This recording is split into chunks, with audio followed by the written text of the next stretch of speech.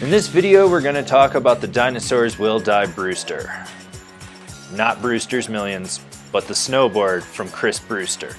It's been redesigned heavily for 2018, and it makes it an even more versatile all-mountain freestyle board.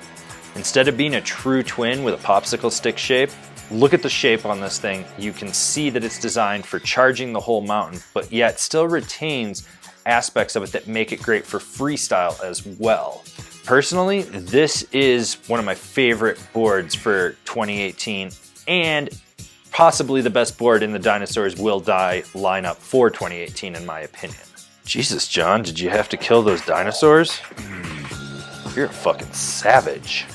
This board features Dinosaurs Will Die's Lowrider Camber, which is just a mellowed out traditional camber. So from contact point to contact point, you have that arc that goes through it. You're gonna be loading it up to get the snap out of it. It will feel a little more hooky if you're used to reverse camber or one of the hybrids. The Brewster has a true middle-of-the-road, all-mountain freestyle flex. It's got power and precision in it, but it's still playful right where you want it.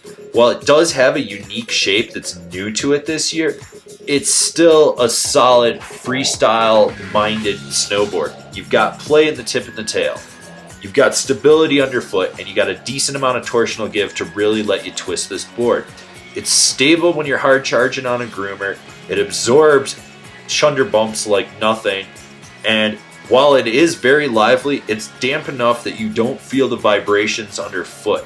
While this board doesn't have an aggressively large sweet spot for snapping out of when you find it, this is the part of the board that when it's engaged, you're going to get a ton of snap with it. This is a board you have to load up, but you don't have to be aggressive with it to get that snap. You just have to make sure you know right where the flex point is as you load it to pop with it. And this carries over to jumps. Small, medium, large, this board's got you covered. It's going to be able to handle anything you throw at it. This is a board that, while the shape is not asymmetrical, it's still a twin. You're still going to be able to go out and rip with this board. It's still a freestyle board. Don't let the shape fool you on this. It's still a freestyle board. It's going to be able to just dominate jumps. You're going to be able to ollie slow signs. This is a board with a lot of pop in it, as long as you know how to engage it right at the sweet spots. As I've already mentioned, the sweet spot isn't the biggest in this board, but when you find it right where that flex point is, you're going to be able to engage it into presses, butters, and jibs. You're not going to have to worry about it.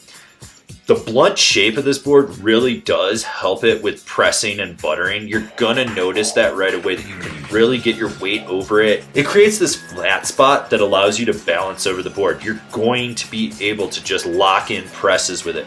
And if you want to get sideways on a rail, go for it. That camber underfoot is just going to hug the rail perfectly. You're going to notice that you're able to slide with ease. This is one of the most engaging side cuts I've been on a dynos board.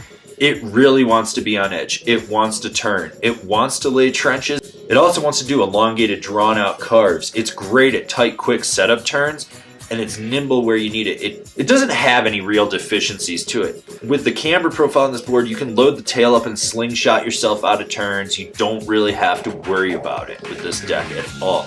It's great at turning. Even though it's got one of those unique shapes to it, this board still rides switch perfectly well. And if you're riding POW with it, you've got that powder pack insert to really set it back. So that translates over to carving as well. You can set your stance back, give yourself a little bit more nose, and really slingshot yourself through turns if you want to. So who would I recommend the Brewster for?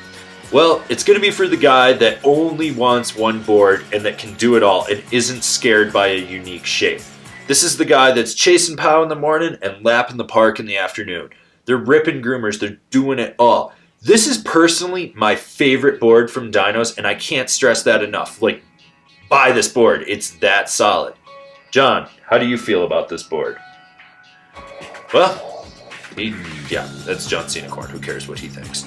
I've looked at other boards from other companies that have similar shapes that compare to this. So here they are in no particular order.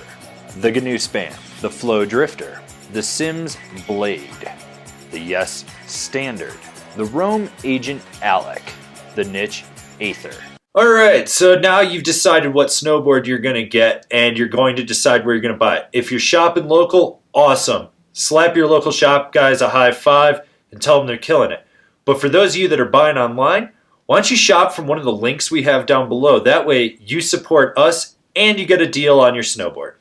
Don't forget to subscribe to our channel. That way you can see all the relevant or irrelevant snowboarding content that we're putting out for you guys. So smash that bell down below. That way you're getting a notification. And I'll see you guys in another video.